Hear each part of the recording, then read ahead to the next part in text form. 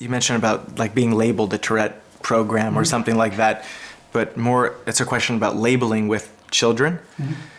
You know, when I was a little kid, I had the tics when I was younger, and then when I was 9, I went to a doctor and they said, you have Tourette's. And then that was the label that I got.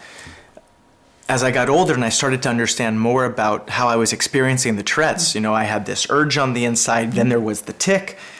But when I was younger, that was all labeled as Tourette's, you know, and it was just one thing. What is your... Labels are a system.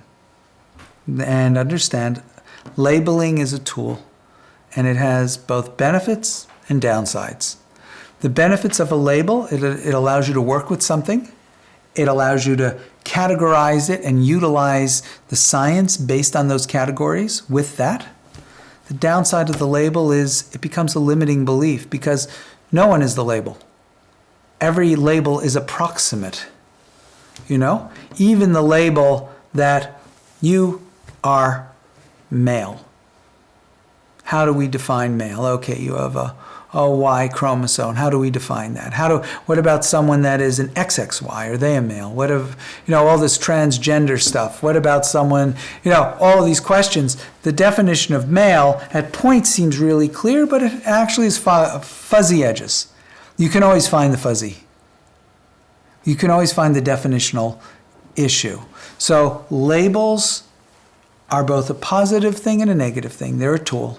They need to be used. You don't want to over-label someone. It's almost better to say, well, you have you're a very unique person. You have a constellation that at current point seems to be more like this. We would label it this. This label may or may not apply in the future.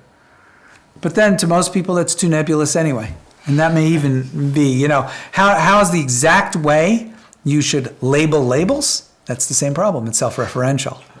So we have to accept the good with the bad. You know, probably that label, maybe it was more bad than good for you, but for some people it's more good than bad. Maybe it was both for you, I don't know.